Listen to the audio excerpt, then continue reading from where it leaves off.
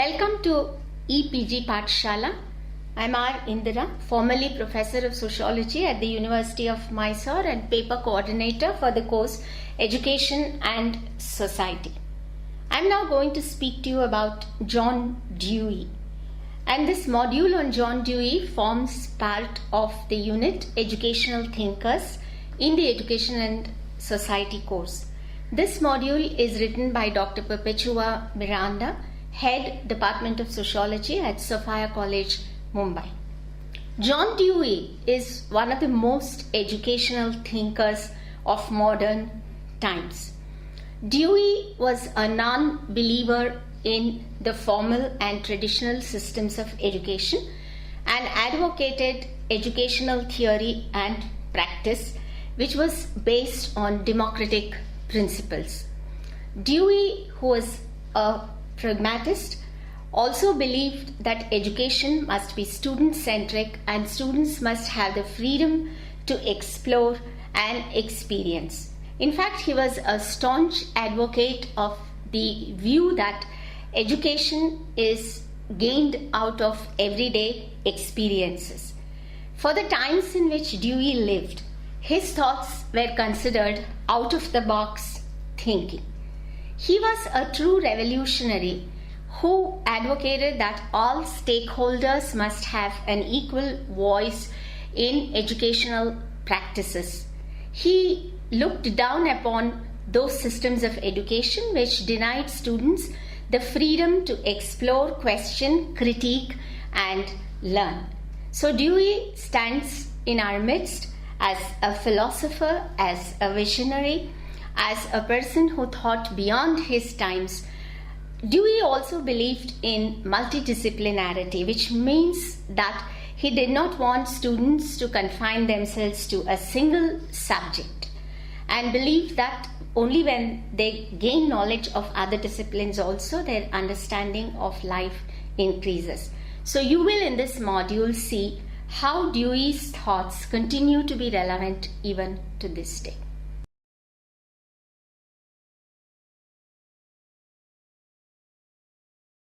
Life sketch of John Dewey. John Dewey was born in Burlington, Vermont in USA on the 20th of October 1859. He was the son of a grocer. He was a shy boy who loved reading and was not a brilliant student. He attended the public school of Burlington and later entered the University of Vermont in 1875. He graduated in 1879 and taught in a high school for 3 years. In 1882, he attended the Johns Hopkins University for advanced studies in philosophy. He came under the influence of George Morris, a neo-Hegelian, whose thoughts attracted the attention of Dewey. In 1884, he was awarded a PhD degree from the Johns Hopkins University. For a year, that is between 1888 and 1889, he was professor of philosophy at the University of Minnesota. He then went to be an instructor of philosophy and psychology at the University of Michigan.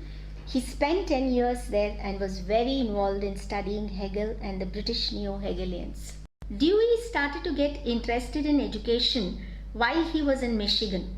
He observed through his reading that most schools were following early traditions and did not pay any attention to the latest findings in psychology and to the need for integrating democracy in the current social order. Dewey was searching for a new way, in fact, a philosophy of education that would be addressing these needs.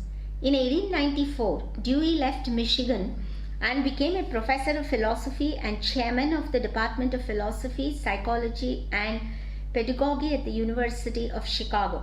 He became famous here.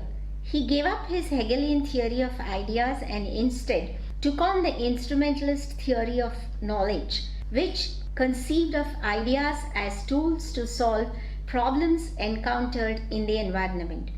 Dewey believed that man is a product of nature and finds meaning and goals in life here and now. He felt that nature as encountered in ordinary experiences is the ultimate reality. Dewey's philosophy was labeled pragmatism. Pragmatists believe that reality is to be experienced. He was most famous for what he called progressive education, which is a view that emphasizes the need to learn by doing. He believed that one learnt well with a hands-on approach. He wanted students to interact with their environment so that they could adopt and learn. Dewey wanted students and teachers to learn together. He wanted all the stakeholders to have an equal voice in the learning experience. He helped found the famous laboratory school known as the Dewey Cr, where he tested his psychological and pedagogic hypotheses. His important books are The School and Society and The Child and the Curriculum. He left Chicago in 1904 for Columbia. At this point in time, he had become very famous for his philosophical ideas and educational theories. Dewey remained at Columbia till his retirement in 1930 and gained international prominence. It was through the Columbia Teachers College that Dewey's educational philosophy spread throughout the world. This institution was a training center for teachers of many countries. Dewey exerted a lot of influence on all whom he lectured to. The years 1919 to 1921 saw him lecturing at Tokyo, Peking and Nanking. He conducted educational surveys of Turkey, Mexico and Russia. He remained active even after his retirement and kept writing till his death. Educational paradigm. Dewey showed great interest in social and political issues and also in technical and philosophical studies. He influenced people in all fields.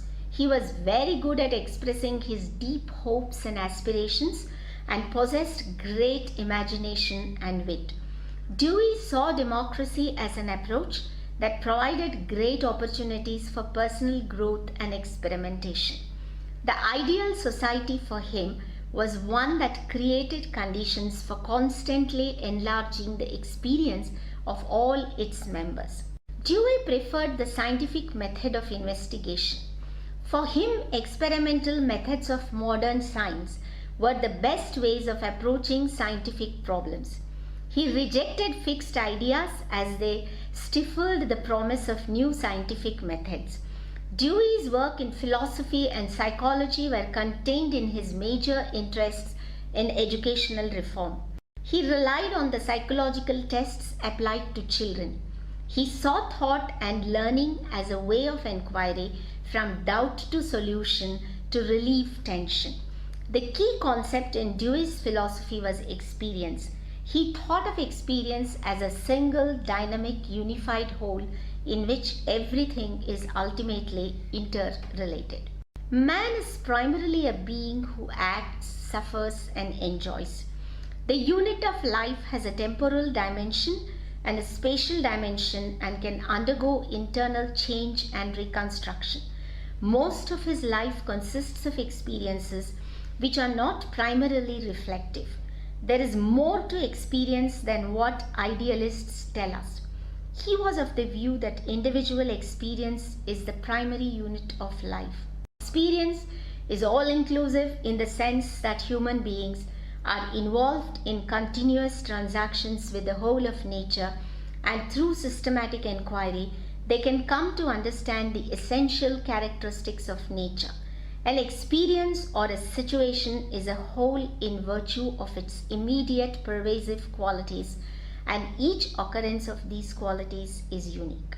The specific areas of Dewey's philosophy can be investigated against the view of experience and nature. He saw education as an experience which has the aim of growth and the achievement of maturity. The educational process must build up the interest of the child, and the child must experience thinking and doing in the classroom with the teacher as a guide rather than a taskmaster forcing the child to engage in role learning only. This would definitely lead to the growth of the child in all aspects and in all its potential. Dewey started the process of opening laboratory schools in 1896, and the University of Chicago was noted for its most progressive educational thoughts. He was the head of the institution till 1904. Dewey's pedagogy. Dewey's ideas affected both American educational theory and practice. His ideas were student-centric and child-centric and not subject-oriented. He placed the emphasis of learning on the needs and interests of the child. Children, he believed, should be allowed to explore the environment. He advocated education through activity and was not an advocate of the formal ways of learning. Dewey's preference was for experimental learning and not for traditional subjects. Dewey was of the view that knowing and inquiring are like an art and require active experimentation, manifestation, and testing. He developed a new theory of inquiry or experimental logic. When we find ourselves in a difficult situation, we develop the spirit of inquiry because the problem at hand has to be solved. We articulate the problem and then hypothesize on the solution to the problem. The knowledge that we get in a specific inquiry becomes a part of our experience and serves as the background for further inquiry. By studying the types of inquiry that have been successful, we can formulate rules and norms for directing future inquiries. Democracy, according to Dewey, gives space for inquirers which are bold, courageous, and open-minded. We must constantly submit knowledge to the test of the community so that we clarify, refine, and justify this knowledge. All life is and can be artistic. Dewey gave a prominent place to aesthetic quality and said that it is an essential characteristic of all experiences. It can be funded with new meanings, ideas, and emotions. Dewey viewed human life as a movement qualified by experiences. Experience includes integrity and funded aesthetic quality, which Dewey termed as consummation.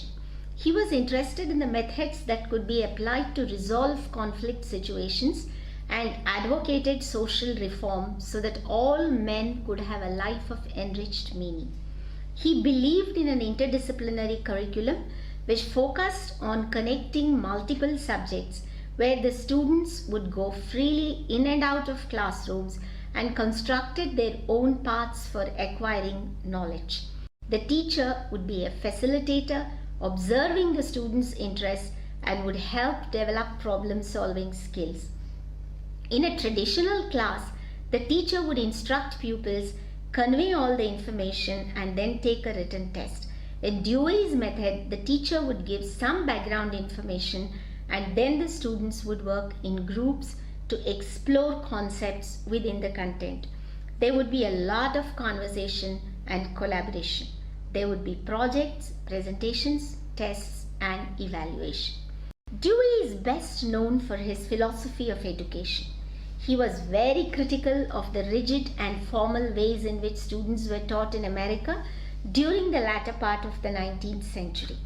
This method regarded the child as a passive person on whom information was dumped.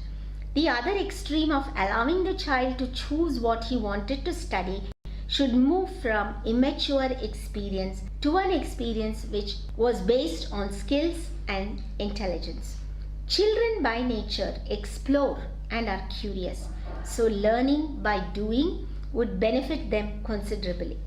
Thus, with proper guidance, a child would participate in all types of experiences and would cultivate creativity and would also be unique. Dewey believed in cultivating a proper environment, and in the process, the moral character of the child would develop. The child would learn values and at the same time learn to appreciate the importance of objectivity. The child would also learn to imagine and have the courage to change his or her mind in the light of experience. Dewey wanted the school to mirror society and its institutions. He believed in a shared experience for democracy and community building.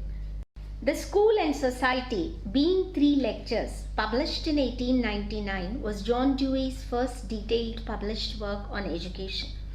In the lectures included in this initial publication, He proposes a psychological, social, and political framework for progressive education. He argues that the progressive approach is both an inevitable product of the Industrial Revolution and a natural fit with the psychology of children. Dewey points out how haphazardly the school as an institution had evolved. His view was that different parts of schools have been oddly put together and poorly assembled through several centuries and designed to serve different needs and even conflicting social interests. His opinion was that varieties of specialized institutions were created to support and supplement the official hierarchy of education. The teachers' training schools produced teachers depending on the demand that emerged due to the expansion of public education in the 19th century. The trade and technical schools turned out skilled craftsmen needed for industry and construction. In Dewey's opinion, different components and parts of the educational system emerged. Dewey's efforts were in the direction of evolving this principle. He wanted to provide that unifying pattern by applying the principles and practices of democracy. The 3 lectures that he presented were initially given as a fundraising lecture series in support of the laboratory school. The lectures proceed in a pattern, the first dealing with the relation of the school to social progress, the second with the relation of the school to the psychology of the child, and the third with the organization of the school in accomplishing these aims. Dewey's basic argument was that education should be available to every single child in society, and this was possible in his view only in a democratic setup. To him, in the first place, the schools should be freely open and made accessible to all from kindergarten to college. At a second level, in a democratic educational system, children would themselves carry on the educational process, aided and guided by the teacher. And in the third phase, children would be trained to cooperate with others by sharing with and caring for one another. Children trained under these circumstances would evolve as creative, well-adjusted citizens who would consider others as their fellow citizens and equals. In Dewey's words, these would make over American society in their own image. By taking education on these lines, he felt that the opposition between the old education and the new conditions of life would be overcome. The progressive influences radiating from the schools would stimulate and fortify the building of a democratic order of free and equal citizens. Dewey's idea was to integrate the school with society. He wanted this to happen by a process where learning happens with the actual problems of life. This, he believed, could be achieved by application of the principles and practices of democracy. The school system would be open to all on a completely free and equal basis without any restrictions or segregation on account of color, race, creed, national origin, gender, or social status. Group activity under self-direction and self-government would make the classroom a miniature republic where equality and consideration for all would prevail. John Dewey was of the opinion that the new school system would take over the functions of and compensate for the losses sustained by the crumbling of the old institutions clustered around the farm economy, the family, the church, and the small town. The school, he wrote, must be made into a social center capable of participating in the daily life of the community and make up in part to the child for the decay of dogmatic and fixed methods of social discipline and for the laws of reverence and the influence of authority. Children were to get from the public school whatever was missing in their lives elsewhere that was essential for their balanced development as members of a democratic country.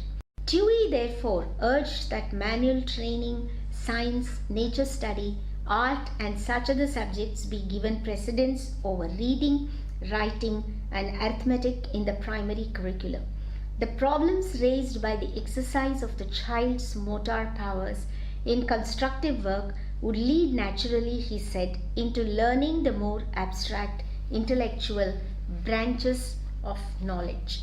Although Dewey asserted that activities involving the energetic side of the child's nature should take the first place in primary education, he objected to early specialized training or technical segregation in the public schools, which was dictated not by individual needs or personal preferences of the growing youth but by external interests. Dewey, following his co-educator Francis Parker, rejected the commercial-minded approach to elementary education.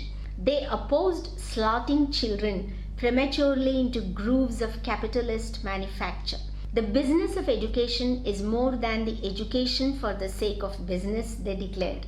They saw in too early specialization the menace of uniformity and the source of a new division into a master and subject class. But this raised some serious issues of contradictions as to what the immigrants, working and middle classes regarded as education.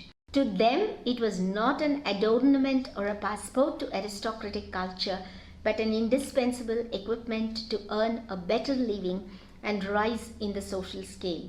They especially valued those subjects which were conducive to success in business. During the 19th century, private business colleges were set up in the cities to teach mathematics, bookkeeping, stenography, and knowledge of English required for business offices. Mechanics institutions were established to provide skilled manpower for industry. Dewey's thoughts on education attracted criticism from those who felt that he was being extremely liberal with students and gave them too much freedom, which in turn might lead to teachers losing control over them.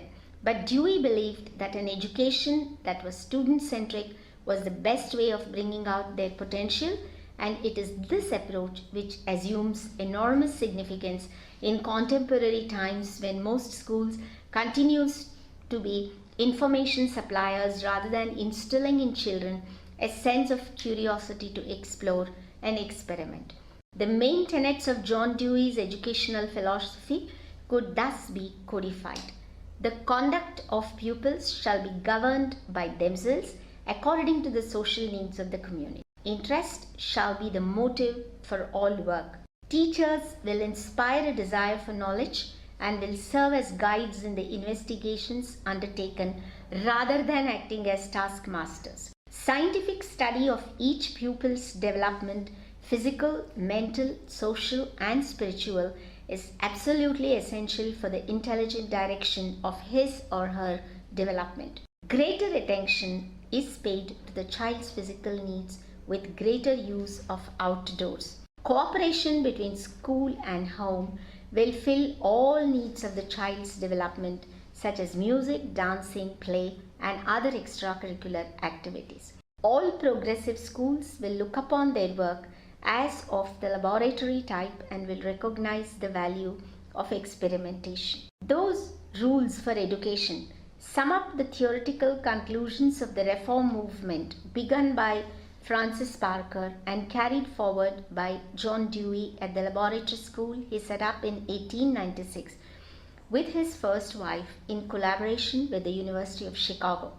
With his instrumental theory of knowledge as a guide, Dewey tried out and confirmed his new educational procedures there with children between the ages of 4 and 14. John Dewey's work was subsequently popularized by the leading faculty members of teachers' colleges in New York after Dewey transferred from Chicago to Columbia University. From this fountainhead, Dewey's ideas filtered throughout most of the teachers' training schools and all the grades of public instruction below the university level. His disciples organized a John Dewey Society and the Progressive Education Association and have published numerous books and periodicals to propagate and defend his ideologies on learning, schooling, education system, and on values like equality and democracy. In this module, we tried to understand the main tenets of the educational philosophy of John Dewey, one of the most visionary, influential thinkers of our times. In Dewey's thoughts on learning, we see innovative ideas considered as revolutionary for the times in which he lived. In fact, there have been arguments about the type of freedom that Dewey advocated for the learners. There are those who try to argue that in Dewey's system of learning, the teacher's role gets sidelined. But I think his thoughts on education are very relevant today when education has to move from the traditional modes of dumping knowledge on students without trying to understand their interests, their aptitudes, and their dreams. So I hope that in this module you are motivated to think differently about the purpose of education and the kind of outcomes that we have to expect from education. Thank you.